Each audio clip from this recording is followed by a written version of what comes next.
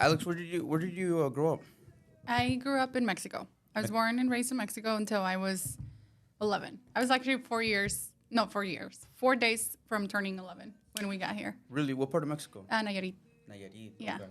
So really close to the beach, 30 minutes from the beach. That's the Nayarit is in It's West Coast, right? Yes, Yeah, it yeah, is West Coast, right? West Yeah, Coast, okay, yeah. yeah. Nice. And yeah, so it's really close to, well, it's a neighbor state from Jalisco. So Guadalajara is 2.5 hours Okay. from Tepic. Yeah, yo soy de Michoacán. So is that That's 4 hours. We're from Morelia. That's Okay. 4 hours from Guadalajara. Yeah. Yeah, because whenever we go, we fly into Guadalajara, and it's a 4 hour It's a 4-hour drive. Mm-hmm. Yeah, I usually fly to either Puerto Vallarta or Guadalajara, depending like which has the best times flying, or shortest flight. And then yeah, my dad will, because my dad lives on there, and so then he'll either pick me up in Puerto Vallarta or in Guadalajara. So you were 4 days before 11. You moved out here. How old were you when you came away? 5? You were 5. So 11. That must have been like third. No, more. No, I That's was like in fifth grade. Fifth grade. Fifth grade. What was it like going to school in Mexico compared to the U.S.? Well, in Mexico, you're so free to do. I am from a small town, so you're playing outside till late. You're walking from your school home, and I don't know. I always been, well, I used to be very athletic, and I used to do a lot of sports. I used to play soccer. I used to play volleyball. I used to play basketball, and it was just so different coming to the U.S. and knowing that I had to ride a bus. I didn't speak English. It was very difficult.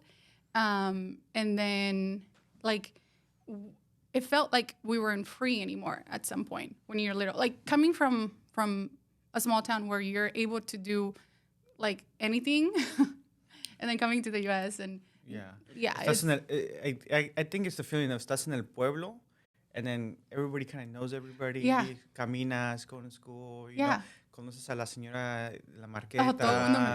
Todo el mundo me conocía. So it's I feel like that's what it is, no? Yeah. Yeah. Sometimes I would call my mom, acá está tu hija. And then so we lived at the entrance of the town. And then sometimes I would just ride my bike all the way to the end of the town. It was about 2 kilometers. I don't know how to explain it, like de largo. Sí. And yeah, I love my childhood in Mexico. It was just really nice. I'm gonna test you. How much is a kilometer? No sé.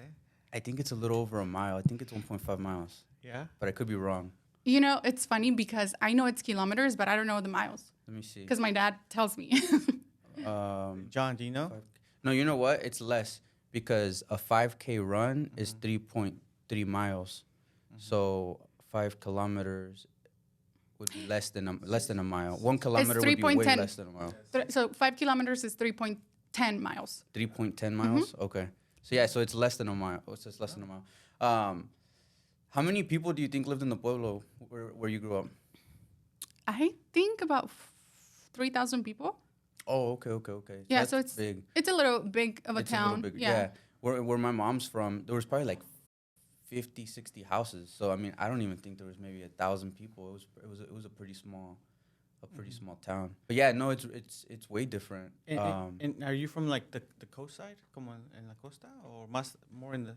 I am on the coast side because it's a 30-minute drive to get to the beach. Okay. So it's pretty. Back then, when we used to live there, we used to take the back roads, and then they built a highway, and or how do you call it, like donde pagas? Autopista. Autopista. Yeah, and so now it's 30 minutes to get to the beach, which is really nice. Nice. Yeah. I've never been to the beach in Mexico. Have you? No. Really? It's just too far from where we're from. Where we're from Okay, is too far. true. Yeah. Yeah. Are you from Michoacan too? I'm from the same Morelia. same place. Yeah. Are you guys related? No. No. Oh wow. Isn't it No funny lo though? conozco. No, isn't it funny? I think this is such a small world, because my family came in '95, and I think your family came in like the early '90s, no? And we came from Morelia. We're both from from pueblitos from around the Morelia area, but we came all the way out here, and then we ended up meeting each other. And out here, I meet a lot of people from Las Arquillas, That's really it. There's a lot of people from Las Arquillas here. And then we start talking, and then he says that he's from Morelia, and I'm like, oh, me too. And he's like, really? I'm like, I've never met anyone from around that same area too. But you know what's funny talking about that? Did I tell you about the lady that I met at the casino? No. A year ago? This is really funny because I'm telling you how small that town is. I went to the casino like almost a year ago at A in Washington, and I was playing, and it was really late. It was like 2:30 in the morning, and I was playing at a table by myself, and then this Hispanic lady comes and sits next to me, and she's like my mom's age. And then we start talking, and she's like, ¿De dónde son tus papás? And I'm like, oh, de un pueblito allá en Michoacán. I'm like, afuera de Morelia. And she's like, really? She's like, ¿cómo se llama? And I'm like, oh, está chiquito el pueblo. Gente no lo conoce, se llama Sitio. And the lady goes, she like stares at me, and she's like, de ahí soy yo. And I'm like, really? Wow. And she's like, yeah. She's like, ahorita estoy aquí visitando a mi hija, vive en Vancouver. Dice, pero yo vivo en Florida.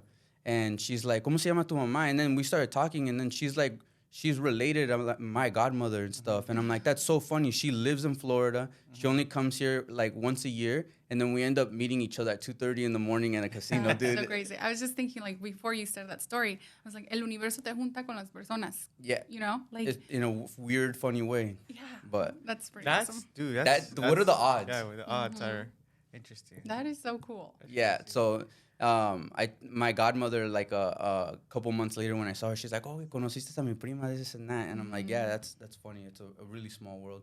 My grandmother would like hang out with like her mom and stuff when they were kids and stuff in the pueblo. That's cool. So I'm like, yeah, Good memories. Yeah, and now we're over here 2 DGens at 2:30 in the morning. Yeah. So It's funny. It made me think of this. I went to Cabos for vacation. And then I'm sitting there, and then this lady just comes to me, and she's like, are you the daughter of this person, of my mom, Rosa? I was like, yeah. But that was like kind of scary, but really cool, right? It's like, how in the world? Like, who are you? Because I'm here in Los Cabos having fun. And then it turns out that she's from my same hometown. And she knew my mom. But because I look like my mom, she just recognized me. I was going to say, she either recognized you from when you were little, or you really look like your mom. One of the two. Probably or both. Yeah. Okay. Yeah, probably they probably have each other on social media and stuff. And she sees the pictures of my mom. Siempre That's sube funny. fotos. That's how it is, though, because I know mucha gente es, oh, ella es la del pueblo de allá, ella es la de acá, es la de allá. Oh, because they kind of all grew up together, you know? And it's such a good community, yeah. Yeah. Pero yeah. You know what's interesting? Like, I didn't go to Mexico for a long time. I think it took me about over 10 years. So I was little. I was going to be 11. And then now that I go back, I like to go probably twice a year. And then I go to places, and I just don't know anyone. I only remember probably 4 of my friends from childhood. And then it's like my brain blocked a lot of things. Like, a lot of people. I don't remember people. But people know me because of my dad and my mom. So then I go and order food somewhere, and they're like, oh, you're the daughter of this and this and that, right? I was like, yeah. A todo mundo Eres la hija hablando. de... Sí. But I'm like, "¿Y cómo te llamas?" I'm just a forgetful person, so I'll just forget. But this guy remembers everything. I remember everybody. Yeah, he'll see someone, and then if they talk to him, he'll act like he doesn't remember them. They're like, oh, I remember him. Like, oh, really? But he really does like, remember. I do remember you. He does remember, and I test him sometimes, and I'm like, dude, this guy really does remember. But let me get this started real quick. Hey, guys, welcome back to the podcast. My name is Alan. My name is Jorge. Help us welcome our guest today. We're really excited to have. Her name is Ale. Some of you guys may know her by Alex or Ale, owner and operator of Raw Blendz. They focus on juice cleansing here in town. They have 2 locations out in South Salem and Silverton, Oregon. Yeah, help us welcome Ale into our podcast. Nice. Oh, thank you guys. Thanks for coming on. Let's talk a little bit about Raw Blendz. So when did you start the business, and how did you come up with the idea of Raw Blendz? Okay, this is fun. I always love to tell everyone my story. Well, I do come from a family of farmers in Mexico. My grandpa, mi abuelito, siempre ha tenido tierras. He was born, and he's, ¿cómo se dice? En sus terrenos, en sus tierras. And he was born and raised there, and then he, would plant all kinds of stuff. Café, papayas, plátano was his thing. And my dad was raised the same way. And I was, born and raised in Mexico. So That has always been in me. Like my dad would just come home, bring in papayas, limones, naranjas, everything, and I was always making smoothies or juices. It's been in me since I was born. But coming here, different. But that was always in me, right? So my dad he started working for a company, a Mexican store, like small chain of Mexican stores in Hillsboro, and that never stopped. He would still come home and bring us produce, everything that we loved. He would come. Are you guys familiar with tunas? Like tunas is a prickly pear from cactus. Those were her favorites, and it's like a little. I don't know. It's like it comes from a nopal, but it's a fruit. Is that what jackfruit is? No, the jackfruit's different. That was also one of my favorites. I still love it. But it comes from a cactus. It's a prickly pear. It grows in the cactus, and if you cut it, it will never grow there again. It will grow on a different part of the cactus. It's so interesting. But the way you gotta be really careful when you peel them because they have espinas and they go in your fingers and stuff. So we would cut it, add limon and sal, and we would eat them. And I mean, it was pretty good, but it wasn't good for your digestive system. Yeah. Anyway, so I grew up. I went to school and everything, and then I started working in an office work. Then I went into sales. And then I was done doing sales because I had a boy. And working in sales requires a lot of commitment, a lot of hours. And I was like, you know what? I don't want to do this anymore. And I decided to open up my business. There was a time, actually, I had just recently moved to Silverton. And that's when I was making a smoothie at home. And I was like, oh, my gosh, I know what I want to do. Like Silverton does not have a smoothie place or a juice place. And there's a lot of visitors that come to Silver Falls, over 1 million a year from all over. Because I don't know if you know this, but Silver Falls is like the largest state park in Oregon. And I didn't know that. I didn't know it was the biggest one. Oh, I do my homework. You know, we take it for granted. We're like, we have it here. Casi no vamos. Do you know I how many know. falls there are in Silverton? Ahí en ese trail, 10, no? I thought it was 8. Or I have no idea. I think, Okay. But I know it Oh, is the largest state yeah. park. Okay. okay. It was a lot. Yeah, and it brings in a bunch of people from all over the place. And I just really wanted to offer that. I live by it. I always felt good. And so I decided to jump for it. And then I got the spot in December of 2019. And do you remember when COVID hit? Yeah. So we started hearing about it at the beginning of 2020. It's like a little, somebody had it here and the news and everything. And I wanted to open up my business by February. And then it just delayed. But by this time I was already paying rent. And so 6 months later, that's when I'm like, you know what? Every restaurant shut down and you can only do takeout, remember? So at this point I'm already paying rent and I'm like, I just have to go for it. We'll just do takeout and we'll see how it goes. And yeah, so I think bringing these like healthy drinks and smoothies to the community in a time when COVID was the strongest, and knowing that this was actually good for your immunity and good for your body, it was a total success. Like we had lines and lines of people. Like it was pretty wild. Really? Yeah. I wouldn't have known how if you would have asked me, I wouldn't even have told you how I would have thought it would have performed during COVID because it was just such wild times. Yeah, but also because people were terrified, right? Like a lot of people were scared. We followed the guidelines that OSHA gave us, and 6 feet mark, keep distance, wear face mask, gloves, everything. But people were ready to get out. People were ready to come out. And I think that's kind of what it was like. So you can't go out. So March 20th, and we didn't open till May 28th. So 2.5 months went by, and people were like, we need to get out. So that opening up around that time just kind of helped, I think. During that time, I remember that they sent us home from work, and we were working from home. Go home. Yeah, and it was just driving me crazy. They promoted me to customer service from home. So I was just answering phone calls. And I was just... so what I learned was... This is why I'm always nice to customer service over the phone. Because they have the ability to put you on hold and they can put you and leave you on hold for as long as they want. So when people would piss me off, I would just leave them on hold until they would hang up. And then in between calls, as soon as the call would end, I would press like the I don't remember. I guess I would call it like a break button, but it's not really a break. So they give you like 3 or 4 minutes for you to like notate the customer's account. And I would use that all the time. And then I would just like get antsy. And then I'd just start going through my kitchen and just like opening cupboards and then just eating a bunch of like chucheria and stuff. Yeah, it was rough. So yeah, after 2.5 months, I was like, I'm done. I'm ready to go out. I'm just tired of being inside. Yeah. So yeah, I could imagine how a lot of people felt the same way. How has Silverton been pretty supportive with the business? Silverton was extremely supportive since COVID time? During COVID time, yeah.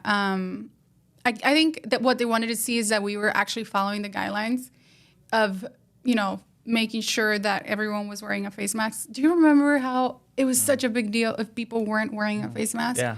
And I follow the rules. Like, I'm a rule follower, and we did it, and people were, I don't know, like, como se dice, happy, glad that we were that kind of business that would do that.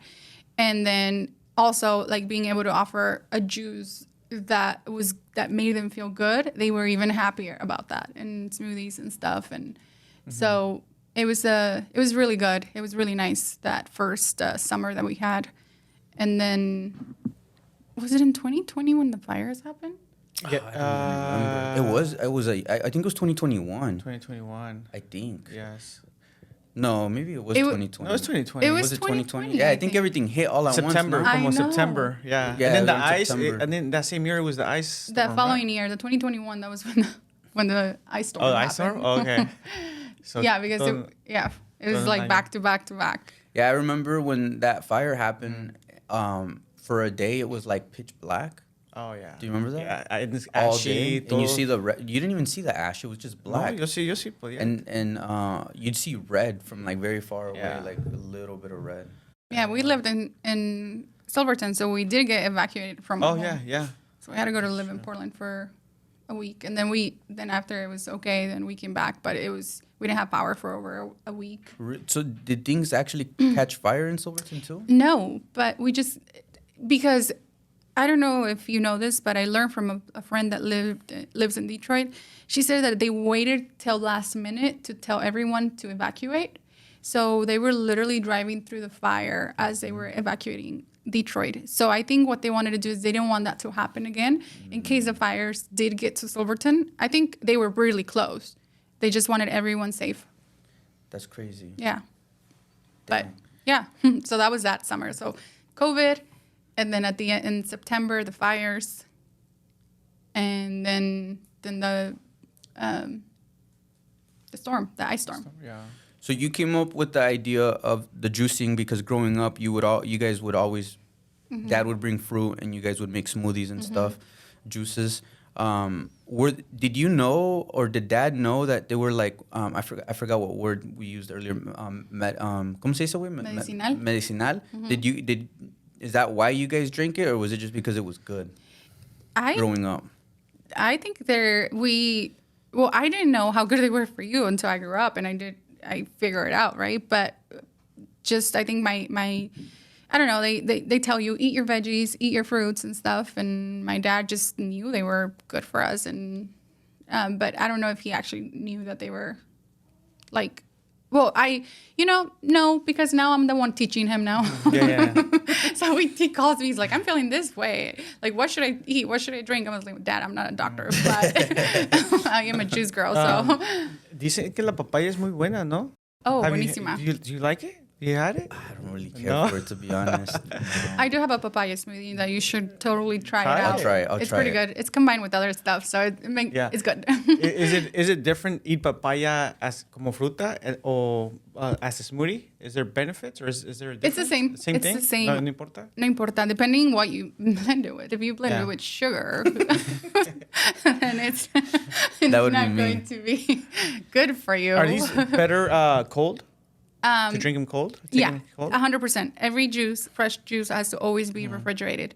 Do you want to take one right now? So I mean, don't chug it. Just enjoy it, because sometimes people are like, "Oh my gosh, I gotta like drink this so fast." Oh yeah, that's what I thought too. But we can even do cheers and everything. Okay, yeah. Let me see. And They're all just the shake same it really- flavor, right? Yeah, these are all the Okay. same flavor.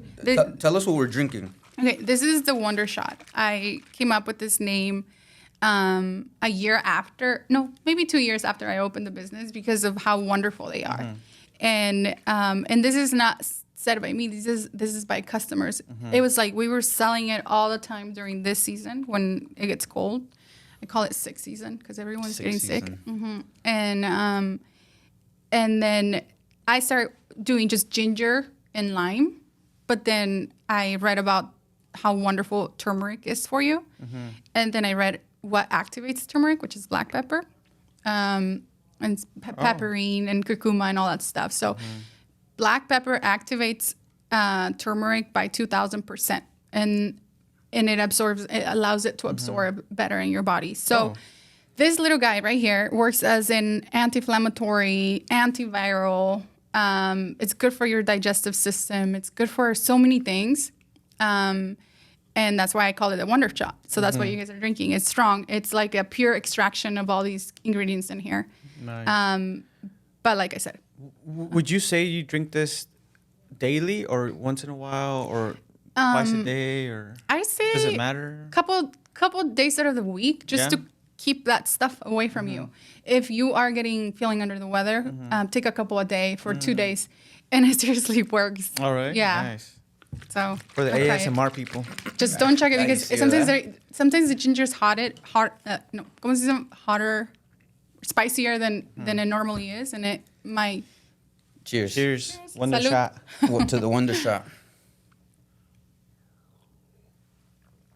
Oh, this is not. Oh yeah, no, that spice kicked in. I didn't even let me finish my sentence. No? It's not as bad though. I thought it was gonna be. I've had a drink similar to Turmeric. it, so I could kind of expect the spice, como que de repente te llega, This is ¿no? drinkable though. I thought it was gonna be like really, really strong. Usually healthy do you- things are not the best tasting. It's not my thing. Yeah, it's good stuff, right? It's really good. Yeah, people love these. They just we already have them pre-made. Oh, I'm starting to feel the. It's an aftertaste. Yes. I was like, Yeah, we have these in the grab and go, so they're always available for customers. okay. So did Dad know about the shots, like the healthy shots, or is that something that you created? Yeah, that's something that I created. It's just a combination of so many things. And So did you said you created this? You said you did lime and ginger, right? lime and ginger. So was that available right away when Raw Blendz opened? No, No, that came in a little bit. that after. came in a little bit after. So what I did when I first opened, I did my smoothie bowls, because acai at that time was really popular. I had gone to, I went to Hawaii, and that's when I got introduced to the acai. You know what acai is? It's like a bowl, but no sé. Yeah, like, but the acai. The Oh. acai is a berry. Oh, And it's okay. a berry that comes from Brazil. It's very popular down there, and it has a lot of antioxidants. And it's really good for, like it's an antioxidant berry. You know, blueberries and strawberries have Yeah. antioxidants, but this one is like even healthier than that. And so I kind of learned how to make those, and I played around. So that was like the thing that I wanted to introduce, the acai bowls. And then I wanted to have some juices available, and I wanted to make smoothies. That's what but not until later I did my research, and I learned so much more about juices and juice cleanses too, because you can help your body and cleanse your body through juices, and by doing it like for 3 days and stuff. But that was like later. Yeah. Okay. I love the acai bowls that you guys have, and I got used to them, and I was having them like every day or every other day at least. And I went to Hawaii like 4 or 5 months ago with my wife and my kids, and my wife goes, "Oh, they're gonna have some pretty good acai bowls here because they have good fruit." And I was so disappointed there. All the fruit was frozen. Like the frozen, ¿cómo se? ¿Qué es esta? La dragon fruit. It's not. What's inside? Is that what's The base. inside? The Mande? base? Yeah, the base. What's the base? It's a blend of fruits. Blends of fruits. So that was like super freaking hard. The berries were just frozen. Like you would have to like chew on them and stuff. and I went to like 4 different spots, and all of them were the same. Oh, and really? I'm like, yeah, you can't compare. Your fruit is fresh. Everything is nice and like soft. Like I don't know. There's a big difference. Big difference. Yeah. Have you had I've never had a ¿cómo se dice? Acai. acai bowl? I've seen So, them, but what- I just never had I them. should have known. I would bring you one. Yeah. And I think acai bowl, I guess you would call that in general, but my favorite is the dragon fruit. The Yeah. dragon fruit bowl. Do you like dragon fruit? Yeah. Yeah, see, you love that one then. But yeah, I was pretty disappointed at other places. Do you think it's because in Hawaii, it's porque maybe the fruit is not from there and they have to ship it and it's like a long I flight? think or- importing stuff too. I do think so, but I mean, Hawaii is pretty rich, has a pretty rich land. So I would assume, I would think, and it's very tropical. Yeah, I was gonna They say very grow nice some weather. stuff. So I know turmeric grows really good in Hawaii. So it was just probably just maybe that place. there's several places. Oh. And sometimes people, I want to say, sometimes people want to do things because they're trendy and they're very popular, and sometimes they're not as passionate as some other people that start up businesses and stuff. So maybe that's like, oh, it's popular, let's put up an acai, and they have no idea, and they just start doing it that way. But I like to do things the right way. That could be it too. Yeah. So the smoothies were first, then the ginger shots. When did the juice cleansing come up? Because you have a program, right? And I think it's a 3-day and then like for a 7-day program. We Is have that what it 3 is? and 5 days. We even have 1 day because people have requested just a 1 day to try it out. We can do that. And that took place because one of my friends back in Silverton, she's like, hey, do you do juice cleanses and stuff? And I'm like, no, but let me look into it. Let me find out. I did my research and I read all about them and stuff. And I even looked up some web companies and juice bars that had them in other states in the US, and that's when I was like, wow, this is actually pretty cool. So then just kind of putting my knowledge together of like the benefits of each fruit and vegetable, and then I just started creating it, and then I did it myself, and then my partner at that time did it as well, and then other friends and stuff, and then we just realized like all the benefits. And I kind of like, we started off with 2-3 juices, but then I added, now it's 4 juices per day plus the shot. And then I have a power one too for people who are really active and need protein in their body. So now we add an additional power smoothie that is made with plant-based protein. It's pea and quinoa. So you don't drink any dairy. It has to be 100% plant-based in order to get all the benefits from it. And yeah, so then we have 3 different packages, but we have several days, different days. So you can do 1 day, 3, 5 days. So the packages is 3 or 5? I didn't know you had packages. So, for example, like the packages como para estar tomando these shots or just anything? Or? Yeah. So I should have brought a guide with me, but I give you a juice cleanse guide, and that guide will explain all the benefits that you get from cleansing, and then it will also give you. We created a schedule. So, for example, you start your morning with water, and then if you have decaf teas, we highly recommend for you to drink teas during cleansing, but make sure that it doesn't have any caffeine either. And that just kind of, you're giving your digestive system a break, but you're drinking a lot during the day. So you're literally just flushing. You're going to be close to a restroom. So you guys have it set like for whoever wants to join and stuff like that? Yeah. I didn't know you had that. We have a lot of people that repeat them all the time. Every 3 months, they're like, I got to do this again because it makes me feel so amazing. Yeah, exactly. Is a juice cleanse, is that kind of like all you're supposed to eat for those 3 or 5 days? So like you don't consume any food or anything like that. So this is a juice diet essentially for the 3 or 5 days or 1 day. Yeah. Should get on that plan, dude. I'm going to. Yeah. I'm going to. I'm just trying to decide if I want to diet. 5 days is pretty. Oh, yeah. I mean, no food for 5. How hard is that? It's hard. Do you want to know what I've done? I've done cleanses, and I've done just a water fast for 3 days. Just water. And I cannot tell you how much it changed my life. I watched this video, and I was like, I'm going to do this. And there's just so many benefits to do cleansing, but also to do a straight water fast. So I got my gallon of water in my car. and I had ice in one of those like Yetis, and fill up my thing, and I'm just chugging water all day. The only thing that I did do is I had to sip on black coffee in the mornings to just kind of like the smell of the coffee. I love coffee, so staying away from caffeine is very difficult for me. But that was I highly recommend to everyone to do a just 72 hours of just water, just so that you know how amazing it is. You are going to be hungry, but it's a mental thing. It's the discipline. It's the mental discipline. You get hangry? Is that part of the side effects? I don't remember. I was just so motivated. I think I'd be so hangry, man. But that's what I wouldn't want you to do it. You get mad, dude. If you skip a meal. But that's what they say though. Okay, so food or the thought of food, because you're accustomed to eating breakfast, lunch and dinner. That's not traditionally that's never how it's been, right? Pero dicen que you have to discipline your mind. If you could discipline that, like the eating portion, then you're pretty much disciplined everywhere. Yeah. That's the hardest thing you could do. Yeah. I do have to say this part that it's really important too is after your cleanse. So people do it more for like they wanna change. People that come in and do a cleanse is because they really wanna be healthier. They wanna feel better, right? And they're like, okay, what else should I do?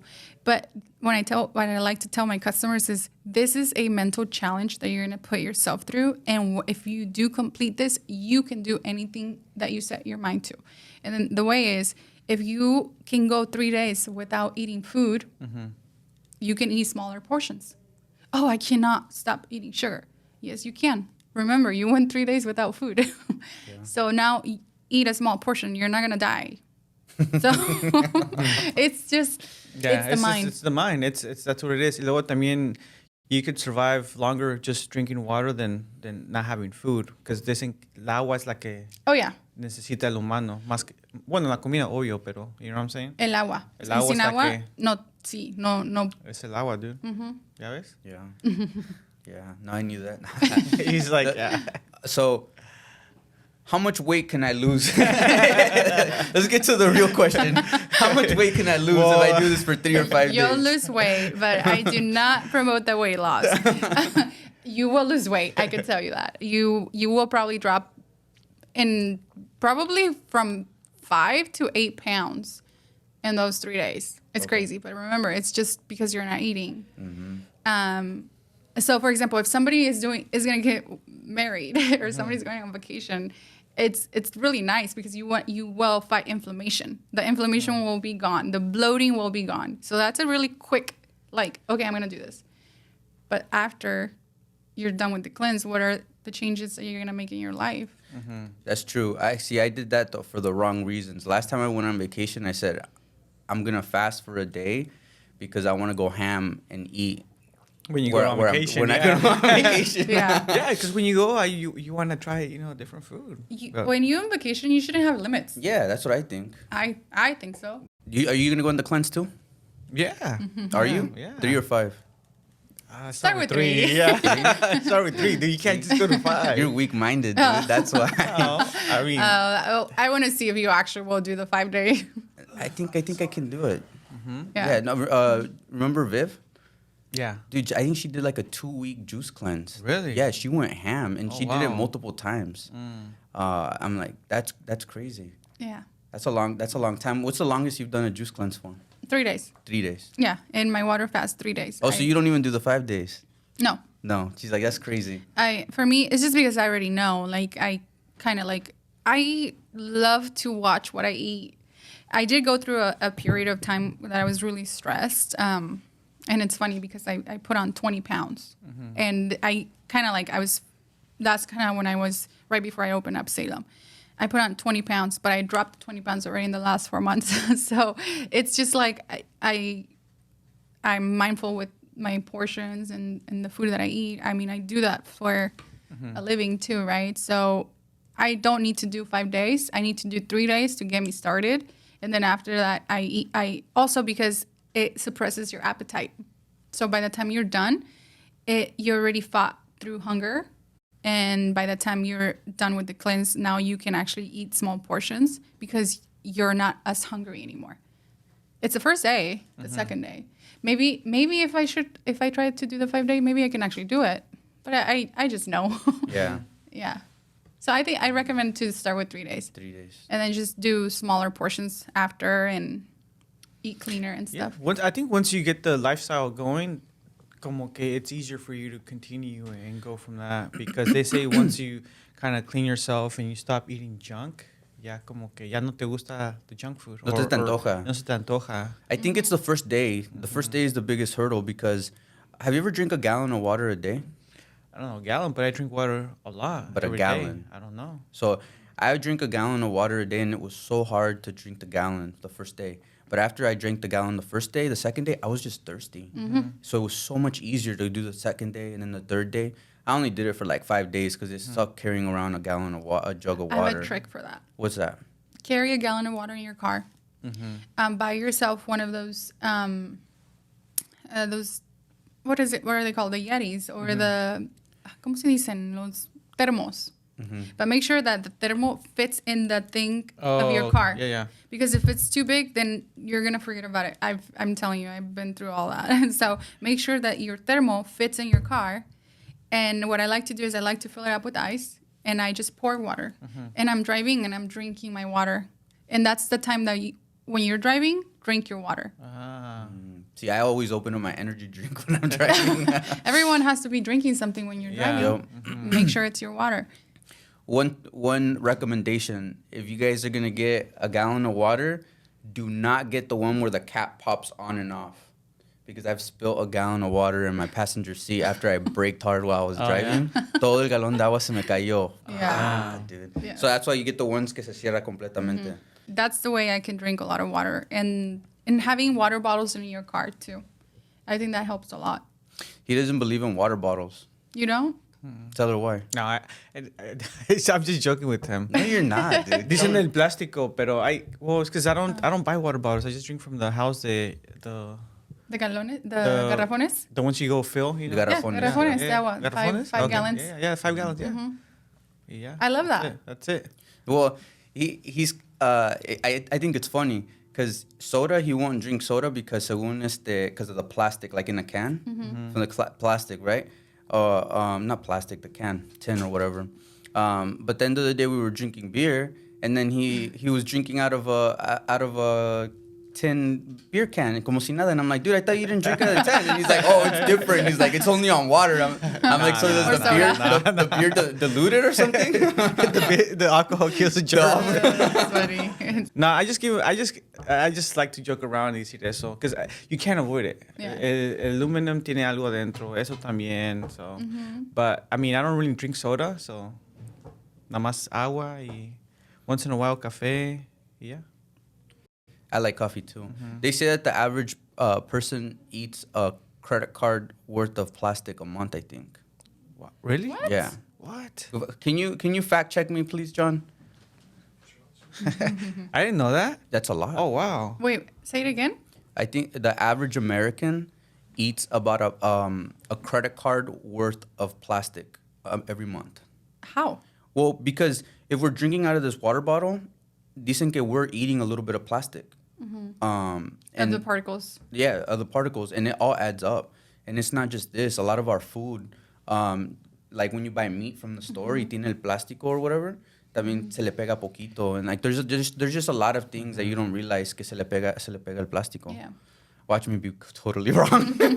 Yeah, dude, Well, you'll never know. stop spreading misinformation. This is how rumors The get thing started. is that there's a lot of information on social media that you That see. is so hard. And I'm the type of person that I'll read it and then I'll tell everybody about it. Yeah, it's tough because I've always told people, nowadays we're living in an age, you Google, is coffee good for you? Oh, it's good for you. Is coffee bad for you? Oh, it's bad Gives for you. you It's the cancer. Same thing for everything. If you're going to Google something, asking that question is going to give you what you want, So you Yeah. kind of have to obviously do your homework, do research, And feel it and get the experience of it. Exactly. No nada más, oh, yeah, dicen que está mal. Yeah, like for example, It's like, it's mixed results. It's somewhere between 0.1 to 5 grams of plastic per week. Per week? Per week? Per week, yeah. Damn. See, so it probably is a credit card's worth But a month. It varies. And it's all small particles and sloughing from, you know what I mean? Like, it's not a credit, yeah. You got it. it's plastic. Yeah. But that's not good for us. It's not. And it's probably just us because I don't think like other countries like handle food and process food the same way that we do. No, viven más como de la tierra o de, you know. Well, we do absorb a lot of stuff from just the environment in general. So we're walking, we're breathing, our bodies, they absorb everything. And then there are some other ingredients like that I use. One of them is called chlorella. It's an algae. And that one is very known. They called it the algae of longevity, la alga de la longevidad. And it's known for their, it apparently bends toxins from coming into your body. It flushes toxins from your body and metals that we catch from daily. How do you consume that? And it just, In a juice. my Master Cleanse juice from that juice cleanse, and I also have it available for sale, has chlorella in it, and it has a bunch of other really good ingredients, and that is a very popular juice, and I do think that one is probably one of my best juices because it's got that chlorella. And you can add chlorella to anything, really. You can buy organic chlorella, and that's the one I use. And it's just good. And I want to believe in it, right? Like, people will say, oh, whatever, like, maybe it's not. I want to believe in it. I'm drinking it. I'm getting the benefits of it. And that's what I go by. Yeah, if it makes you feel better, you can't argue with that. Yeah, exactly. Do you know if are you familiar with like seeds, like I think flaxseed seeds? Flaxseed. Chia seeds. Are they, so you use that to do your juices también or no? Or casi no? I use chia seeds for some other stuff, for other ingredients for my smoothie bowls. Yeah. But I don't know if you know this, but a tablespoon of chia seeds soaked in water or anything has 18 grams of protein. Correct me if I'm wrong. I don't know. I think it's overnight chia or chia pudding. I'm sorry, chia pudding. A tablespoon, I believe it has about 18 grams of protein. It's really good. Mexicans believe in that a lot, dude. My mom makes agua fresca, and she'll put the chia seeds in there. Or she'll just have water in the fridge, and then she'll put the Mi mamá también. chia seeds. Mi mamá usa mucho, ¿cómo se dice? Flax Flax seeds. Flax, ¿cómo se dice en español? She told me. Linaza. Linaza. Eso con papaya. She always does that. Oh, dude. yeah. That's Every time. She Like blends a fresh papaya? Like yeah, dude, she has papaya all the time at her Really? house. Yeah. Yeah. This guy eats he eats a lot of fruit that the normal person doesn't eat. Like camote too. He'll like cut up the he makes his own lunch, and he will That's cut up awesome. fruit, and then he'll eat it throughout the day at work. And I remember that he would cut. I'm like, what the hell is that? But yeah, he'll cut fruit up and eat it throughout the day. Es que sometimes You're a snacker, huh? No, es que uno se conoce, right? And if you're trying to like live a better lifestyle, because uno los años van pasando. Yeah. And so you can't. I tell them you can't live the lifestyle you had when you were 21. You're eating everything or whatever it is, you know. Everything eventually poco a poco. So you have to understand cuando tienes que empezar a hacer los cambios, ¿verdad? Porque el cuerpo no te va a aguantar. Aquí en Estados Unidos, it's a little bit worse because, you know, it's están en el hospital a los 50, 60 años. And I go back to my grandpa. My grandpa's, I think, 100 years old now. And todavía está bien. Walks all the time. He's good, you know, and flaco and strong. And it's I like, gotta say something about that. Remind me. so it's really different lifestyle, right? So we're just aquí comemos de todo, you know. So it's kind Entre of más grasita le pongas a los tacos, sí. más buenos Y saben. están buenos, ¿verdad? But every time, then you know. So I try to have that balance because I like to eat too. So Yeah. I'm not a super healthy guy. I'm just saying like I like You're to mindful. eat. I like to eat healthy, pero también digo, no, pues una pizza entera no me lo voy a comer, ¿verdad? So Lo que le digo a mi papá es, nadie se murió por estar flaco. yeah. So, just, al menos de que te desnutras. O que Eso te no. iba a decir. Yeah, o que tengas eso. Pero, really think about it. The grandparents that live longer, were they, you know, estaban delgados o tenían problemas de obesidad. So, think about all those things. And it's like you don't want to get to an age where you are having just so many health issues because you didn't take care of your body when you were able to. It's hard. The change is hard. Mm-hmm. But it's doable. Oh, go ahead. Yeah. Yeah. But it's como dicen, it's hard to be healthy, but it's also hard to be on, not healthy. Mm-hmm. So which one's the hard you want? ¿Me entiendes? So Yeah. it's tough though. Yeah, but mucha gente de Asia, como muchos I think gente de Asia they live longer Yeah. because a lot of them comen como mucho seafood. They consume a lot of ginger. Oh, they do a lot of ginger. Mm-hmm. Y también mucha gente como de México, Sudamérica, como los que viven en los farms, pues, los que viven de su tierra. Mm-hmm. Talking about that, about tierra again. So I saw that the video. I really liked the video where you were with your brother in Mexico, and you guys were talking about the lemons or limes. Limes. So you guys grow those in Mexico, and then you guys also ship them to the U.S. And those are the limes that you use in your shop. That's pretty cool. Yeah. You said that growing up that he grew bananas and all that stuff. Is the lime thing a little newer, or has It's he new. always? It's newer. It's new. Yeah. So we moved to the U.S. wanting, like everyone, right? The American dream. I don't know. Like, I think my dad wanted us to just have a better future. So we moved to the U.S. and then he just started working as como un empleado regular, right? At a company. And then so from that company that I told you guys that it was like a Mexican store chain, he purchased one of those stores from them, and in Woodburn, and he called it El Compacheque. So that was my dad's Mexican store. It had a bakery and a restaurant. So then we opened it. So he, and then we had a restaurant in there. I don't know if you guys know, but it's El Torito Market now because he sold it to El Torito after he was done with it. But are you guys familiar with Woodburn? Yeah, a little bit. A little bit. Okay, there was a Zarandeado. It was a restaurant called Zarandeado for a long time. It was a seafood restaurant. Yeah. So that's where it is. It's Plaza México. Okay. So el zarandeado no existe? Existe, pero se movió a otro lado. Oh, okay. Yeah. So I opened up, well, my dad did, but I came up with the name of La Tobara because I don't know. No, you guys don't know. It's Nayarit. Hay un cocodrilario que se llama La Tobara. Es muy popular.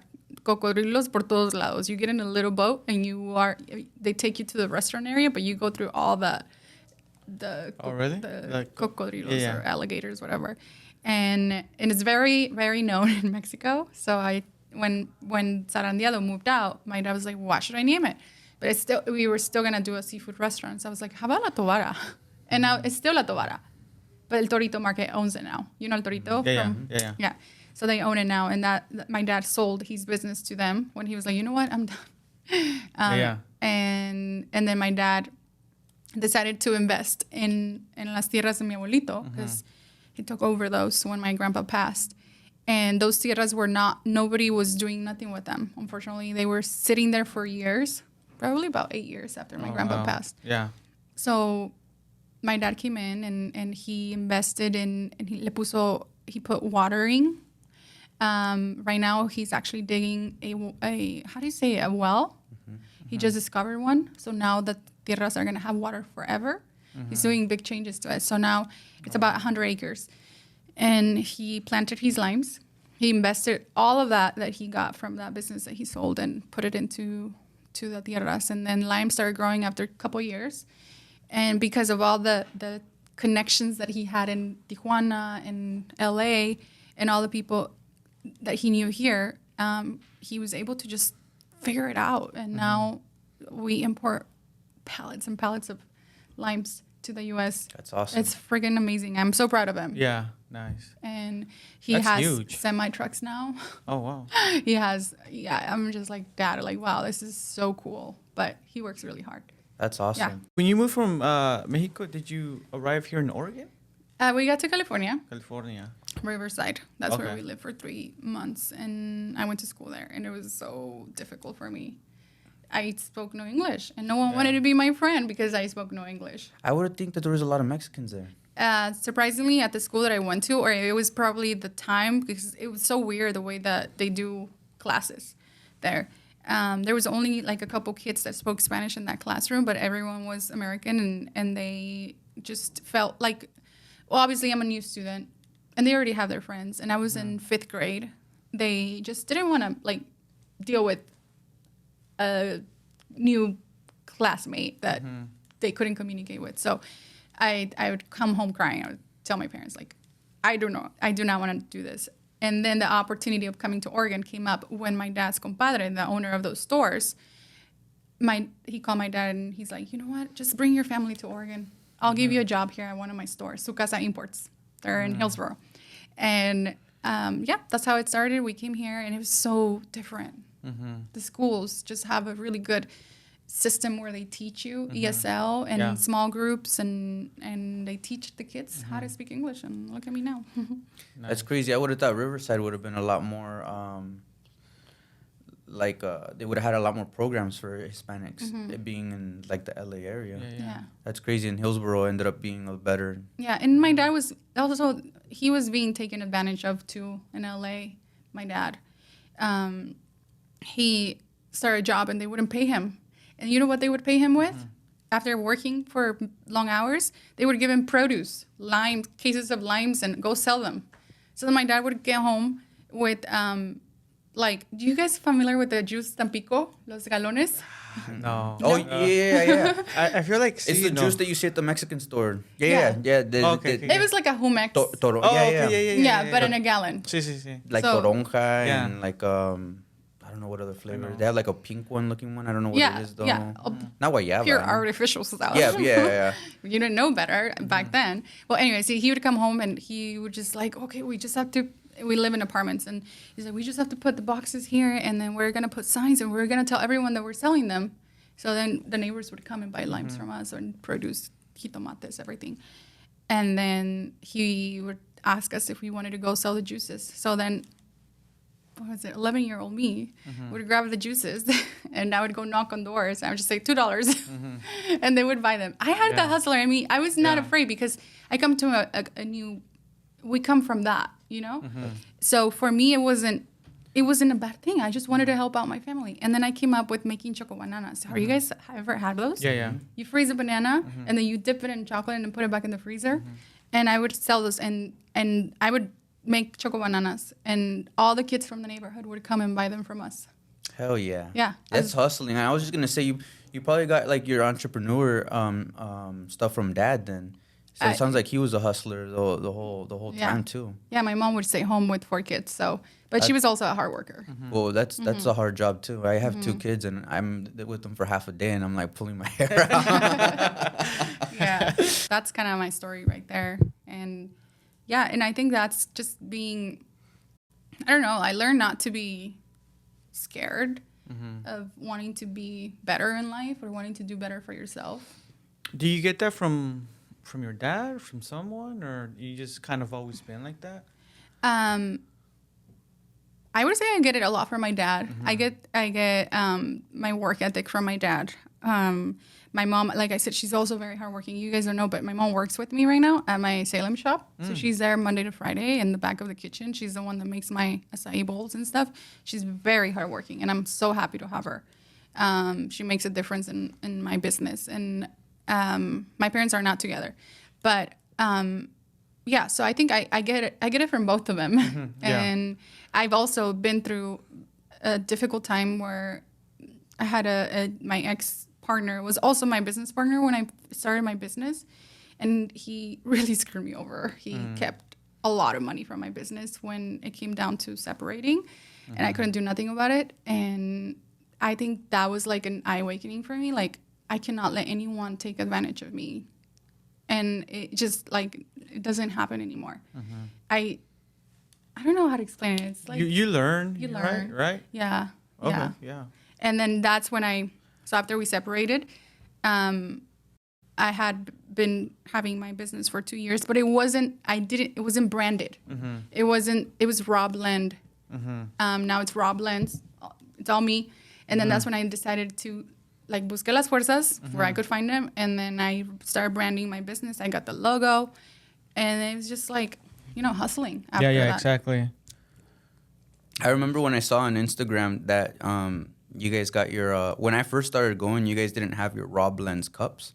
in your smoothies. And then I saw the video, and then you started carrying the Raw Blendz. You customized the Raw Blendz actual cup. I thought that was really cool. How did you learn to adapt with things? I also saw another clip too where you talked a little bit about how you evolved, how first it was just smoothies.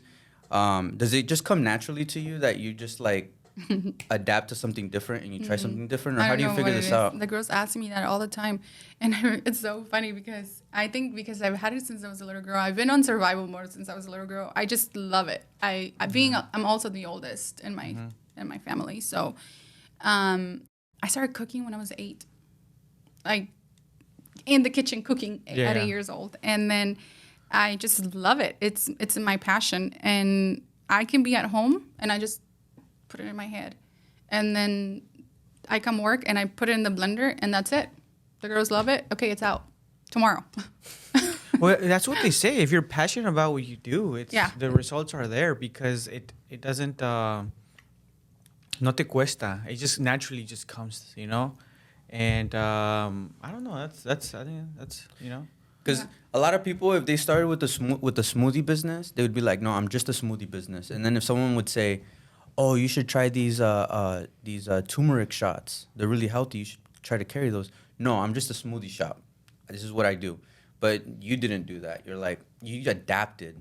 And not a lot of people do that. So was it hard? Is it hard for you to adapt, or is it just? No. It's not. I would say no, it's not. Not for me. I've been adapting all my life to changes. You know, I got here back to the story. We got here. I had to adapt to the new language, new friends, homes, having everything when I was in Silverton, and then not having nothing at all, and just I've been doing that all my life. So it just kind of just makes me like, okay, all right. Now I feel like, you know, God, if it's for me, it's gonna come. I'm gonna work hard for it. But if it's not for me, I'm not even gonna bother about it. And a lot of good things have been happening. I can't wait to tell you guys something really special. But yeah, that's just kind of how I am right now. And I'm like, oh my gosh, like so many amazing things are happening. When 2 years ago, I was like the worst version of myself. I was broken emotionally, and it affected my business. But now I feel like I can adapt to changes and stuff. Have you ever, as an entrepreneur, I know a lot of them always have some second thoughts and kind of always second guess themselves. Have you ever, what are some obstacles that you've kind of mentally maybe had yourself like, oh, you know what, I don't think this is going to work out? Like maybe, is there like a juice that you say, oh, I kind of want to, pero no quiero, I don't know. Like, is there self-doubt sometimes as an entrepreneur? Oh, yeah. Like, do you remember any of that? Yeah, or? it still is. Yeah? Still a lot of self-doubt. Like sometimes I'm like, I get anxious of certain things. But if you don't try it, you won't know. So I just I'm a risk taker now. Like if I don't try it, I won't know. And then again, I'm always scared sometimes of doing new things. But once I do it, if I fail, I don't call it that I failed. I call it more like I learned. And I will take what I can learn from it, and then everything else will just be like, all right, moving on. Right? That's that's how life is, don't you think? Yeah, exactly. You just go for it. Yeah, no. Nice. Not a lot of people find that easy to do, but I agree with that. Yeah, that can be really mentally draining, I think. And having a good team. I do have to say, my girls right now in Salem are amazing, and I don't think I've ever had such a great team like I do now. But that also comes from you. When you start healing a lot of things about yourself and you start believing more in yourself, the doubt will always be there. But if you fight through that, and then I don't know, it's like just the world aligns for you. And right now my girls are very hardworking, and they care so much for everything they do at the shop. And you can see it, and customers see it. So then they just keep coming back. They remember the name. I don't even have to tell them that, but they remember the customers that they probably, if you go there 3 times this week, next time you go, they'll know your name. They'll greet you. You know what's funny about that? When they would see me, they would get mad at themselves, and they'd be like, I forgot your name. I'm sorry. But like it's something in their head that they try to do that, and they're like, oh, I'm sorry. Yeah, at first, but It's so awesome. But you're right, because I haven't been there. Pero I seen the social media, de la página, and you could tell it's the energy they give off, right? And then tú los miras, and it's really welcoming. So, but I also feel like that it's así como eres, it's the whole team, which is pretty interesting, and you could see that from as a customer if you were to go in. Yeah. So. Yeah, I feel I'm grateful for them. I think they're allowing me to continue expanding because then I'm not so worried about them, right? Like I'm able to be outside working behind scenes while they're actually taking care of the shop and working hard and taking care of customers. Who handles the social media? Are they the ones doing everything in la I página? do it. Oh, you do it? Okay. Yeah. Nice.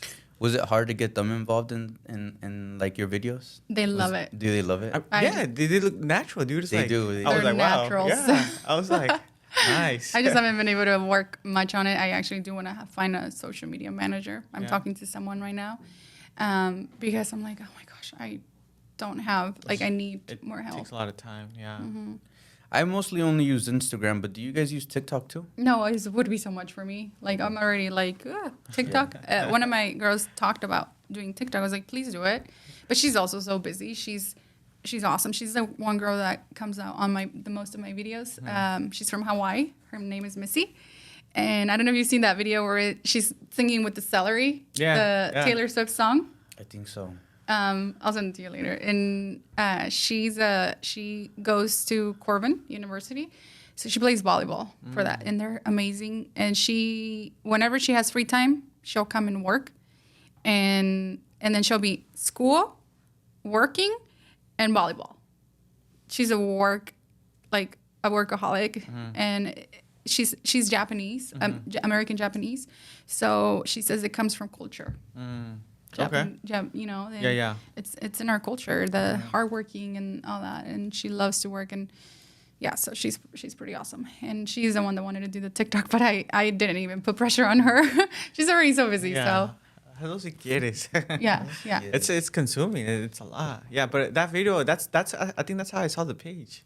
With that was because that one was pretty big. That one's like estaba cantando, no? Yeah. That was pretty cool. I thought it was funny. Yeah, she's funny. She's sweet. Yeah. So another thing that I wanted to tell you guys that just happened recently, and that's when I don't know. Do you guys creen en Dios? Así crecimos, no? Like, that's where my family nos inculcaron eso since we were little and stuff. But I feel him, like when all these really amazing things happen, I feel like he's right there just looking out for me. And the HR lady from the hospital of Salem reached out to me. No one gave me that connection. No one introduced me to her. She reached out to me via email through the website of Raw Blendz, and she said that she wants to do a partnership with me. Salem Hospital has over 6,000 employees, staff members working in all the clinics all around Marion County, Linn County, Polk County. There's a lot of clinics, right? And she asked, are you able to provide a discount? Because we want our staff member, our people that work for the hospital to be healthier or be able to access a spot where they can actually have a healthy option for them. And, and I was like, if you're able to offer this discount for them, we are going to do a lot of advertisement for you. You're gonna be on our website and all these things. I'm like, are you kidding me? That's huge. That's huge. I'm like, oh my gosh, I'm gonna be ready for it. I was like, first of all, I'm like speechless, but thank you so much for you have no idea what this means to us. So now, like, we're preparing for it. We're like coming up with more healthier options and stuff, like from food, sopas, all these things, and they're gonna start sending a bunch of people our way. That's awesome. That's amazing. That's like, namaste blessing. Yeah, that's huge. Congrats on that. Thank you. Hell yeah. Yeah, and it's the hospital of Salem. Yeah. And recognizing us as a business that cares, that is good for your health and all that stuff. And so it must be a really good feeling. It's a really good feeling. I'm so excited. Yeah. I think good things are gonna continue to happen, and I don't know, like ¿cómo se dice? Por ahí he escuchado siempre que el cielo es la meta. Mm-hmm. Sky's the limit, yeah. Sky is the limit. Sí, no? In English? Okay. Yeah, that's awesome. How do you balance? You mentioned you had a son. How do you manage being a mother and being an entrepreneur and having your business? Oh my gosh, it's difficult. But my son's 8 now. When he was younger, he just would not really remember that his mom was always working. Right now, he knows I'm always working. I'm also a single mom, so his dad, unfortunately, is not in the picture whatsoever. So I'm a full-time mom. And that makes it even more difficult. But I right now, he's understanding. He's a little, he's 8 years old, but he's the sweetest. For example, before here, I was at his jogathlon at school. Oh, okay. He's third grader. Yeah. He was the one that ran the most. He did 14 laps. And other kids did 12, 11, 10. And he's running and he's doing hearts to me. And it's hard putting a balance, but he understands. But right now, because I have a great team, now I'm able to leave sooner. Now I'm able to create my schedule. And it's all about the team that you have. I feel like when you're a business owner, having a great team that has your back will allow you to have more balance in your life. Yeah. And that's why I said I'm so grateful for that. So now I can, on the weekends when he has games in Bend, for example, last weekend we were in Bend, I'm like, girls, please don't call me on Saturday. You guys have it. Driving off to Bend for his soccer tournament. And then when he's at soccer practice, take my computer with me and I park right where I can see him and he's practicing, but I'm on my computer working social media, new menus, new this, new that. And then when he's out, we go have dinner and then no phones, just him and I. Cause he's going through a very special age right now where he will remember everything. And that's kind of like my main thing right now is him and then work, but it's always him first before work. But I don't know. Yeah, because they will remember. There's a certain age donde se acuerdan, Like I go with my daughter, ya está más grande, pero they grow up so quick, first of all. Everyone tells you that, but not until you experience it. So, but yeah, I'd take her out. We go to dinner, I mean, obviously, when my wife's home, we go out. But there's sometimes I pick her up from school and we do something. O la llevo nada más yo y ella, because those moments they don't know it, but they will remember, right? Because when I was young, you're not thinking of that moment. But then you remember and you're like, wait a second, like I had these memories, and but that's very special. That's awesome, that you have that bond with your son. So. Yeah. It's like, I don't know. He's sometimes in life you need that motivation or that motor that keeps you going. For me, it's him. Like without him, I don't know. Like I would just be working, probably still selling cars. Yeah. He's the one that pushes me, and nice. I'm like, all right, I gotta get up and hustle. I want to sleep in, but I'm up at freaking 6 a.m. and I'm like, okay, gotta get away. That's awesome. Yeah, that's that's a tough balance. And the tough part is that we don't really know if what we're doing is right or not. And when we find out if we did the right thing, at that point, there's nothing we're able to do anymore. Yeah, but I think that's when you're spending time like with your son and stuff like that, because when your daughter gets a little older, it's gonna be nice because ya cuando sea más grandecita and your son los puedes llevar tú y ellos nomás. Ya se te pegan. Yeah. At the beginning, al principio es difícil cuando están chiquitos. Yeah. But yeah, when they get older, they listen, they see you. Do you have kids? I do. Two kids. 2 kids. Yeah. They see you, they grow. But I used to have this friend that I used to work with in selling cars. She's like, don't worry, don't feel guilty. He won't remember right now. He will remember later when he gets older. So that's when you gotta like be ready for that. And I feel like that's what I'm doing right now. And it hasn't been easy. It's not easy being a parent, like you said. There's so many mistakes that we make. But just trying, always trying, like I feel like that's going to make us better, learning from it and trying to always be there.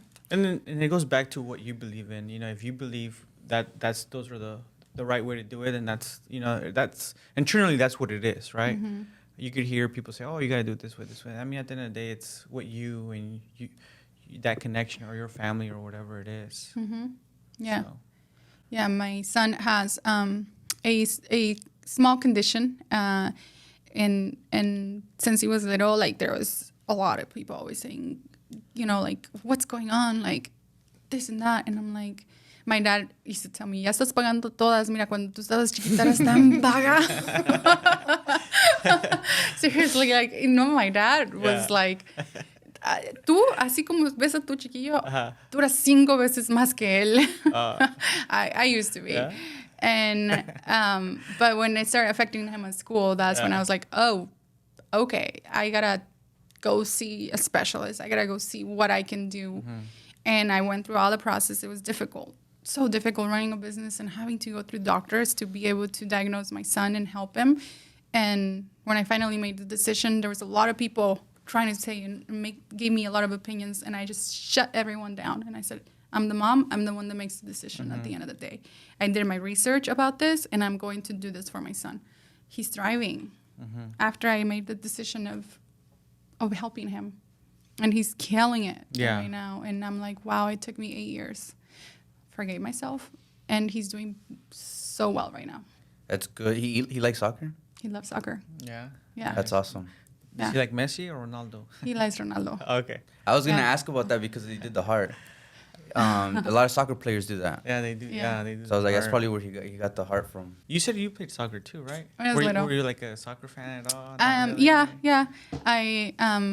I grew up playing soccer. My primos. I grew up around a lot of boys. I was like the only cousin, so I grew up como niño. So jugando con todos mis primos, I would take the hits, you know, all the time and stuff. And it was, So I grew up being America. Okay, I was gonna ask. Yeah. I was like Yeah. America or Chivas. I grew de up being America. America. Okay. And my brother's Chivas, y todo el mundo es Chivas, and I'm like, America. Nice. Yeah. How does that happen? How are you an America fan and then your brother's Chivas? I don't know. What's your dad? Chivas. Oh, your dad's Chivas. But I was America because one of my cousins was America. That always happens though, because al profe, I always ask him, "Eres chivista?" And everybody in their family, it's always divided. It's not the whole family in one, which is interesting. But Oh, yeah. And then it makes it so fun. Cuando juegan los clásicos, acá tienen you have the family that goes for Chivas and the family goes for America. And then there was like, And then, meten gol acá en Chivas o meten gol America and stuff. And it's so much fun. We always bet a 24-pack of beer, and he owes me like 6 24-packs. not me. No, me. No, not him. Our buddy, teacher, le decimos el profe. Oh. Yeah. They've lost. You go for America too? Yeah, I'm an America fan. I'm a huge America fan. And the only one time, I think I won like 4 or 5 times in a row. And the only time that he didn't want to bet, Chivas won.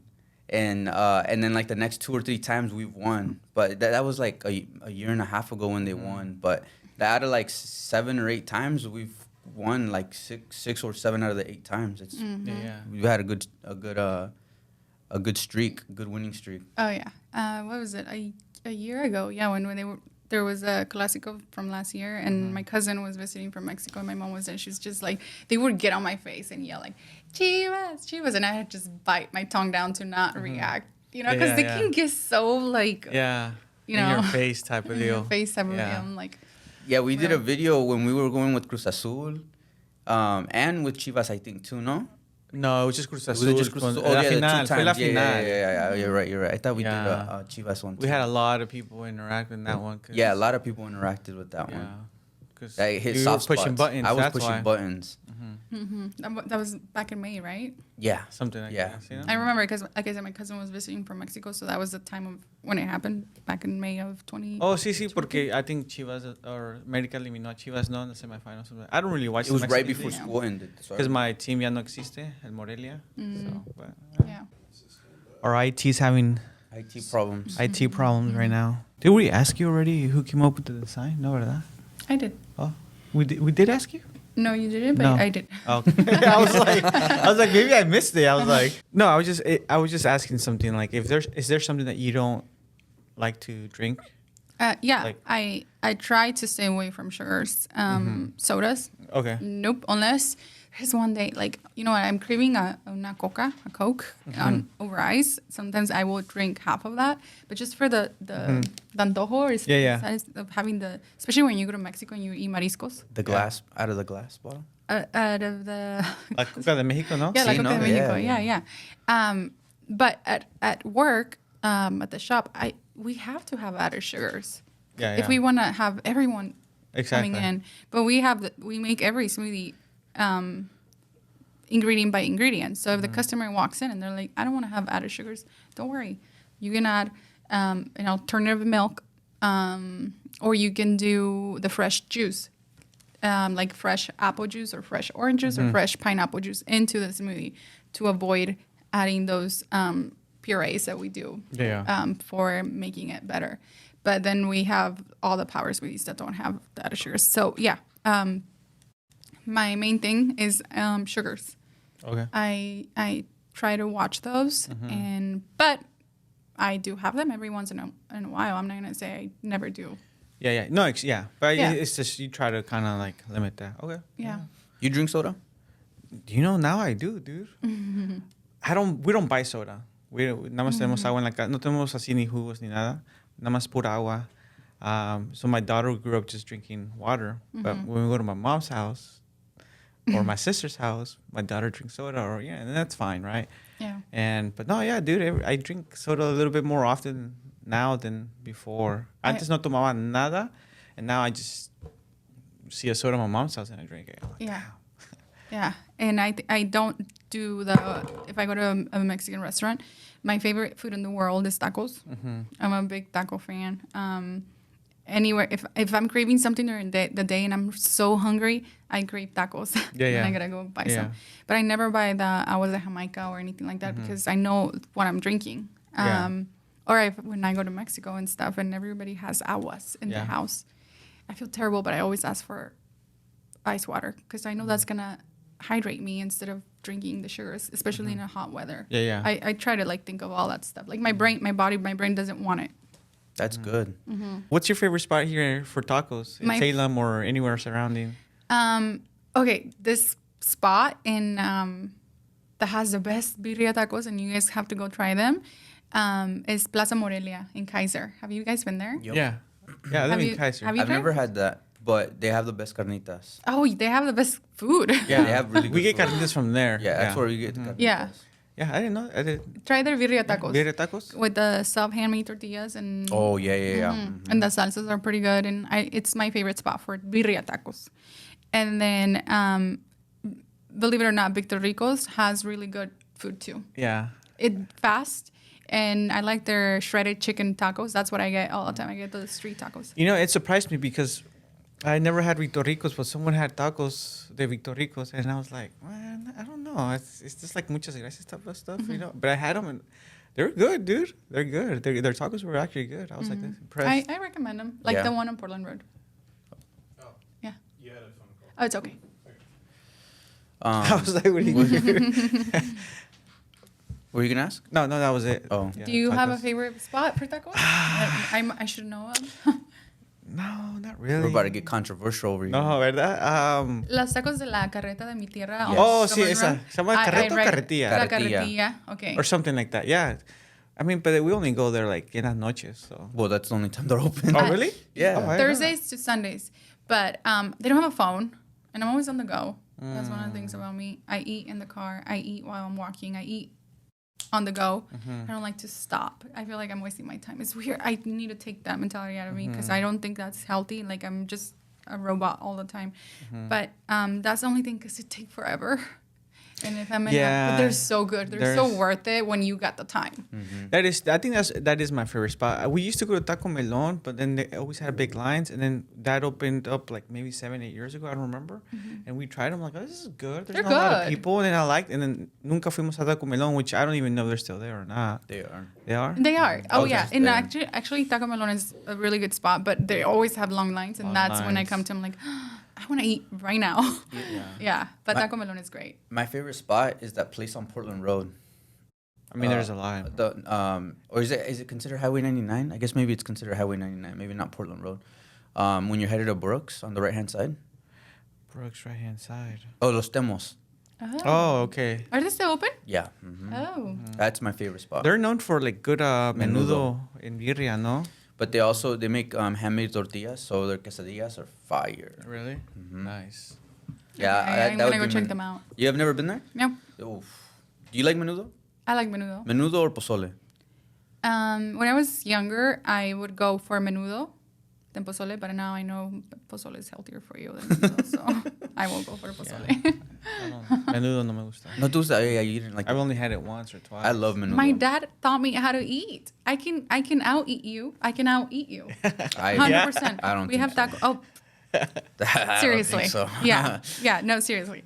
I can out eat you, and Yeah. I can. He's like, definitely I out don't eat you. know. He's like, It's funny, but if you order, how many tacos do you eat? Like if you. Well, I mean, it depends. If I'm trying to like, if I got something to do for the rest of the day, or if someone's challenging me, then the number changes. But I would say I probably eat 4, 4, sometimes 5.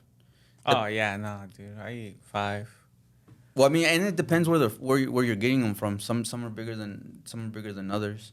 Oh yeah. But like Street tacos. Let's say street tacos. but like regular tortilla. Before I did this because my dad taught me how to eat, and you have to eat like I'm the oldest, like your dad, and I used to eat like 10, 11 tacos, street tacos like this at a time. I know, but Yeah, I yeah, really that's a had a lot. really good digestive. system, metabolism when I was young. What's your favorite kind of taco? I love right now shredded chicken, a good fresh shredded chicken.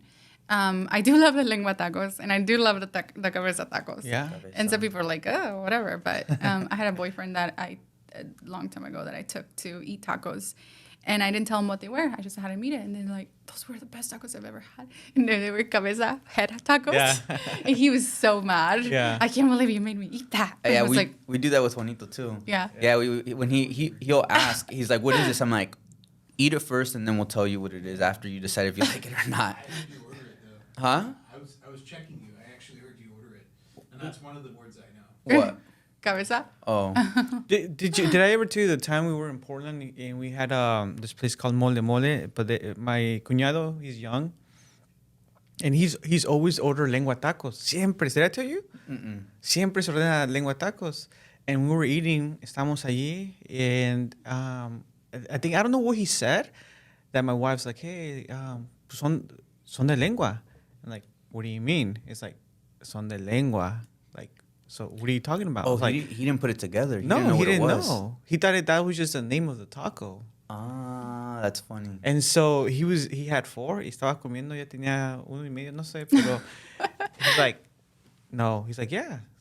¿Qué piensas que es? He just put it down. He didn't eat. And ever since then, he's never ordered. No, it's weird. He's never ordered. The fact is that what it is, John? Like it's just in your brain. You're like, no, I can't do that. Like I can't. No.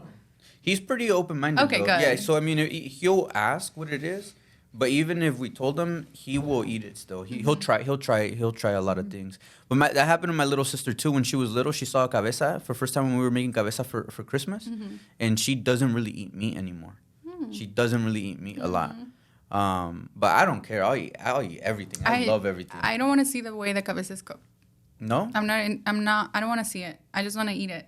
Because I also think that it's kind of weird the way they cook it, the way they take out the meat out of the cabeza. I'm not interested in seeing it, but they're so tasty, and yeah. What's your favorite taco? I think pastor. Pastor? Yeah, I'm Pastor's boring. good. Yeah, that's just. No, it's good. You think so? I think it's just like, ¿cómo se dice? It's a lot of people think. Basic, or- Yeah, basic. Yeah, that's right. Basic. A mí me gusta. But I love pastor. A mí me gustaba la asada when I was young. Luego cambié a pastor. But then I think I had 2 or 3 times different type of pastor in different places, and I wasn't a fan of it. Then I went back to asada, which is basic. That's basic. Nunca he probado de tripa. Lengua. You've never tried tripa? Still? No, dude. Cabeza, no. Lengua, no. Cabeza sí una vez y lengua no. Doesn't make you feel weird. No, it doesn't make you feel Oh. weird. I never. No sé. Dude, we're gonna take your Mexican card away, bro. Really? Yeah, dude. What the hell? No sé. Maybe I just love the asada and pastor so much that That you just everything don't wanna else, change it. Yeah. didn't really matter. No, I've tried it. all the tacos. The I only have thing that too. I haven't tried is suadero.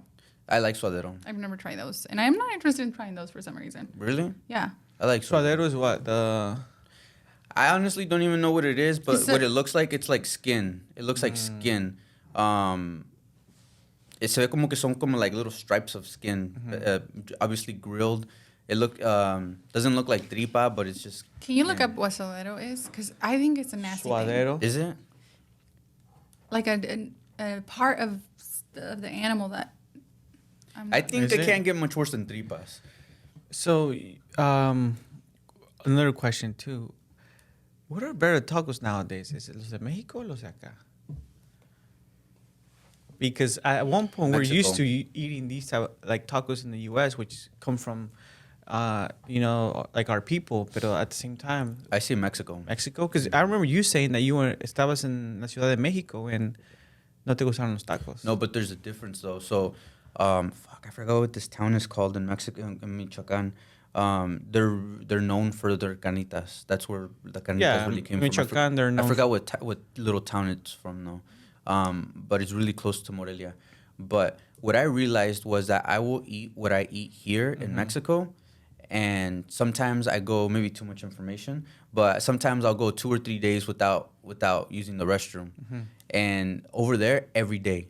Every day. Really? The food is, even though you're eating the same, yeah, for real, even though you're eating the same food, Yeah. they don't feed their animals what they. Oh, okay, Everything okay, is yeah. not as processed. They feed them, like real food. It's more natural. And then the way they slaughter them and they process them, it's not as processed From as the small as the meat towns. here. Smaller towns. For maybe yes, for smaller towns. Bigger towns. Bigger. I mean, It's the same thing. Cities. For bigger cities. Oh, they just want to make money. Yeah, see. The small towns do that have their, but now everyone is getting all the ganaderias or whatever you call them, where they raise the cows and everything, or para la carne. There's a lot of vendors out there that come and they're like, we want to show you a way where you're gonna make so much more money, and they're like, their eyes light up green, Yeah. and then they add all these things to inject them with whatever, and Yeah. And you know what's funny? I don't know. I came across a video. Have you ever seen like grass-fed cows? what is it? Did you find Oh some? yeah, it's underworked belly section near the udders. That doesn't sound So nasty. Yeah, I guess not. That sounds It's normal. Like this area. What yeah, the is- belly. Yeah. I guess it's not bad. Okay, so then maybe I can have them. More bristle, more chewiness has to be cooked. Yeah, it's really chewy. Yeah. If you don't like the texture, I don't then like you the don't try texture. it then. Yeah, but I don't mind Porque the texture. cuando, We mostly turn it into like add it to the stuff that gets turned into ground beef. I think most people, because it's not like usually referenced. Just fatty. Oh, it's fatty, it's chewy, there's more tendon, it's like not very thick. Mm. Does that make sense? I don't like the chewy stuff. I do. You- That's why they do you do like- tripa. Chewy stuff Por- on some things. Porque cuando agarramos carnitas, dicen que si quiere, ¿cómo se dicen? Igual. Con no, cuerito. con cueri- They say a different word, but you know what I'm saying? Buche? Buche. Yeah. Cuerito, ¿no? El buche is I think it's mixed. the part of the neck or something. That's what it's called. The oh. buche. And I think that's good if Yeah. somebody knows how to make it. See, I've never liked it. You've never tried it. Yeah, that's true. I guess But I you just, see it, you're like, I guess I don't like the No. chewy stuff. Dude, I'm so And- disappointed in you dude. today, dude. I Really? learned something new about you today, dude. Dang. I don't know. No me llama la atención. No, es chewy, like, no. Dude, you got your Por eso- Mexican card Por eso taken no me away gusta el today. menudo, porque el menudo es así. So, yeah. You really need like his mom here to tattle on him. Oh, he eats that all the time. He just doesn't know what it is. For real. yeah. I cook it in such a way he never notices. You know. And it's also the way you're raised too, right? Like your parents sometimes will make you eat them, and sometimes they don't. In my case, my dad would eat anything, so then I was like, my mom wasn't. My mom was picky, but I was just like my dad. Yeah. That's how my dad is too. My dad is the type of guy that will go into a Chinese buffet and he'll be trying like the octopus and like all this like different Yeah. kinds of food, and then I'm just like, yeah, I'm not going that far. Well, I do try different foods though. I tried octopus. You did? Did you like Octopus is amazing. Really? Yeah, it's good. So see, you don't have your it? It just Mexican- looks weird. Well, to be fair, that's more Japanese. That's not really Mexican. No, it's just But- it's worldwide. Yeah. But when Well, it, we Pulpo. we don't really make food with pulpo. Yes, mariscos. Mariscos. That has pulpo. Yes. Un cóctel. They're little rings, man. They're little rings. I guess the only mariscos I've really had is just really like shrimp and Oh, then you must try it. I'll have to try it. Try You it, won't be try it. disappointed. I'll have to try it then. I like, I had it aquí in Cozy Tarbena or whatever it's called. Cozy Tavern. Yeah, ese. We had pulpo ahí, but it was kind of like grilled. It was different. How'd you They- eat it though? I feel like Es como una, ¿cómo es tentacle? Pero se lo come solo. It's like that's it. yeah, they it's so good. However you cook it, it's so good. But some people in Spain is one of the most popular dishes, like startup dishes, pulpos. But they grill them and then, but you cook it in water first because you gotta like boil it in order to get cooked. And then after you boil it, then you cook it the way you want. Because it's so hard to cook, you cannot just throw it in the grill or else it will be raw and hard. But if you throw it into a pot and you boil it for an hour and a half, then it's ready where you can chop it for throwing it in a cóctel de camarón and tostada, or you can grill it and get that, and absorbs the flavor and it tastes like a grilled pulpo. Yeah. Yeah.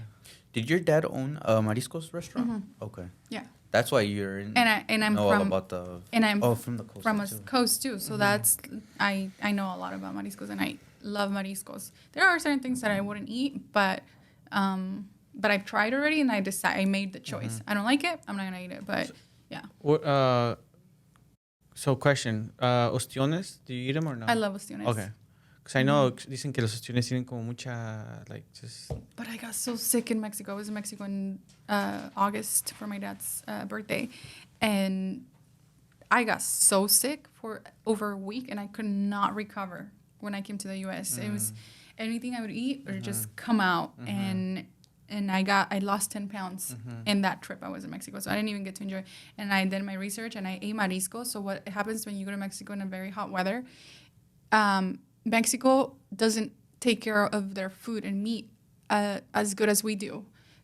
With the they're not as their hygiene is not like us, and they will let the shrimp sit out, and then or seafood, and it only takes a few minutes for or 20 minutes if the shrimp is at a heat or in a warm spot, it will get a bunch of bacteria really fast, and especially ostiones too.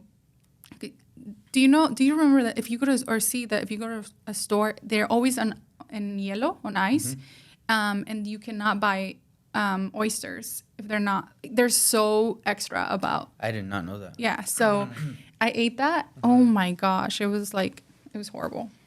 You don't like them then, huh? I do. Oh, you do like Yeah. oysters? Okay. Me and my wife like them. Every time we go, we like to try them, but we're always disappointed. Because there's, once you have some oysters, como los preparan a veces, and they're really good to you, and you kind of try to get that same, taste, and Yeah.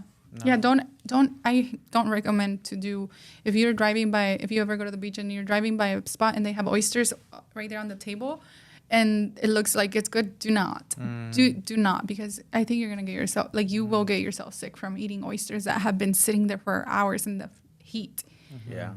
And I've seen horrible videos of the bacteria and the parasites that grow in ostiones. Be careful when you eat ostiones. Make sure they're always fresh. Yeah. Dang. That's what it is. That's what I saw, que hay mucha bacteria, parasites y todo. I did not know that. Okay. But they're so good. Yeah. They always have a disclaimer, too. I don't know if you noticed. Seafood. There's this disclaimer all the time in the menus. Oh, no. No, I've never noticed that. Yeah. So Mexican restaurants have that too? anything that you're eating como raw or seafood. Raw. Oh. What is this? Shellfish? Shellfish. Shellfish, yeah. Yeah. I want to ask you guys something, and it's funny because we might be those weird ones, but when you guys are watching a movie, what snacks do you get to watch a movie with your family? That's a good question. Well, my daughter always gets popcorn, so I eat popcorn. I'm not a big fan of it, but, you know. ¿Qué más? My wife gets mango, cucumber con tajín y limón. And I just eat off them, dude. Like whatever they have. I like your wife. Whatever they have, I get. But I mean, si tú pones algo, I'll be eating it Yeah. because we're watching It's right something. there. Yeah. Yeah, I think that's it, you know. And then maybe chips también. What about you? I like popcorn. I like kettle popcorn. And then I like nacho cheese Doritos with Valentina sauce. Interesting. Yeah. I love those too. I've done that before when I watch movies. I gotta go to the store and get nacho Doritos and Valentina. Yeah. And then I do love mangoes. We chop mangoes like a big tray like this because my son and I are like watching movies. and eating Sí, mango. siempre es mango y pepino.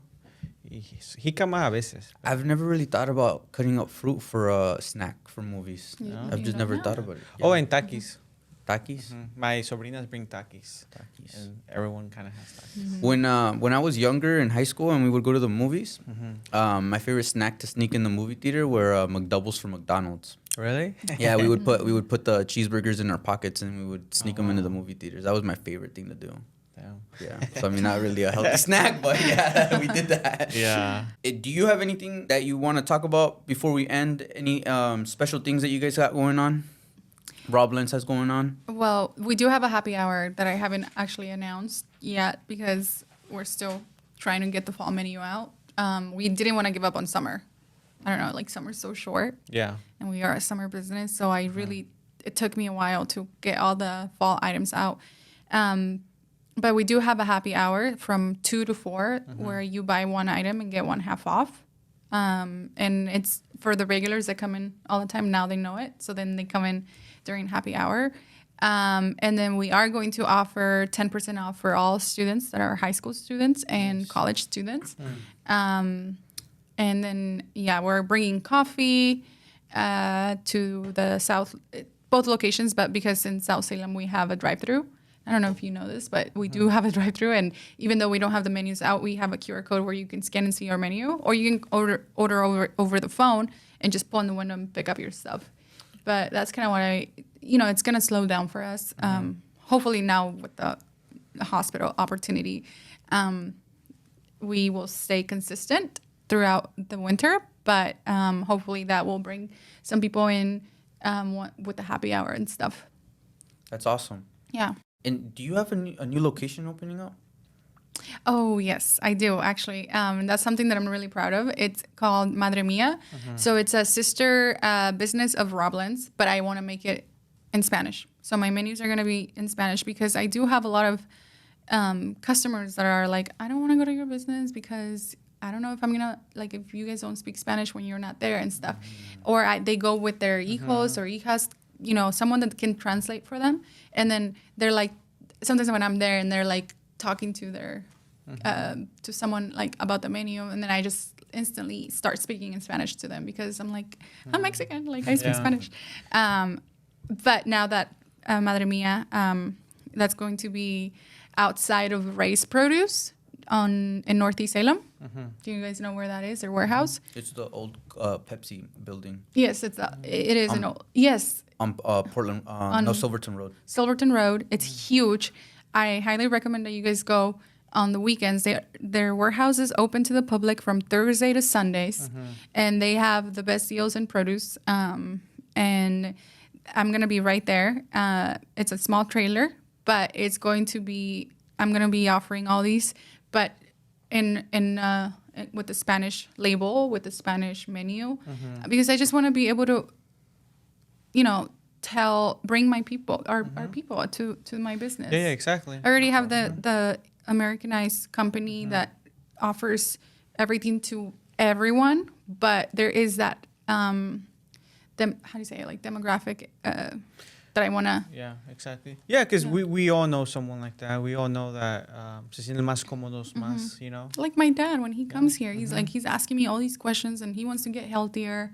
And I try to help him. I try to give him all these juices. I make him smoothies that are good for him. And then and I want to be able to do that for people, like for the parents, for the grandparents, Yeah, because if my mom were to go Raw Blendz, she would be kind of timid or no supiera qué preguntar, no sabe, and yeah. So, yeah. And Madre Mia is, and then I'm gonna make atoles too because I make some really good atoles, Nice. and I want to offer that for the fall, and I might bring a kind to Raw Blendz in South Salem, but Not everyone looks for atoles. Yeah. It might be just one kind that I'm gonna have, but for Madre Mia in Northeast Salem, I am gonna have those atoles hot drinks, and there's gonna be one specifically that's gonna be made out of guayaba, that is going to be sugar free with monk fruit. Monk fruit is it's a fruit that looks like that it's like sugar, but it's not sugar, and it's 300 times sweeter than sugar, but it's natural. It doesn't give you the sugar spikes or anything, and it's amazing. And then I was able to make it without dairy as well, because there's a lot of people out in the world that are intolerant to dairy now, or lactose intolerant, and that one is the game changer. I drink it every day, and it's so good. It's so spicy. It tastes like guayaba, but it doesn't have all the sugar that all that stuff has. Yeah. Yeah. So that's my next. That's awesome. And when is that projected to open up? Well, I was trying to open up end of September or the first week of October, which is like this week, but I think it's gonna be next weekend. Next weekend. Yeah. Nice. Very nice. Heck yeah. Cool. And then just my last thing. What advice would you have for someone that's thinking about starting up their own business, but's kind of on the verge of that? I would say, obviously, we all have dreams and passions, and we want to follow them and stuff. But do your market research. That's one of the things. Like, do your research. Where do you want to open up your business? It's not just about opening up a business, right? It's like, okay, I'm gonna go open up in here, but where is that area at? And by doing your research, you're gonna see if you have the potential of making it in that spot, and not just because it's a trendy business, or because it's like, for example, the acai places in Hawaii, because maybe there's a lot of people that think it's really popular. I'm just gonna go open it, and they don't do their market research. They don't see the location, the prices, and all that stuff, and that's, I feel like that's a big risk for people that don't. So I highly recommend doing that. And then also finding good people to work for you, and building relationships. I think building relationships is a big factor, or una de las mayores razones por las cuales personas, make it into their business. And being an honest person, like, honest with yourself first, but also honest with everyone that you want to do business with, right? Like, that will get you far in life, and people will want to work with you and collaborate with you in everything that you do. And that's one of the things that I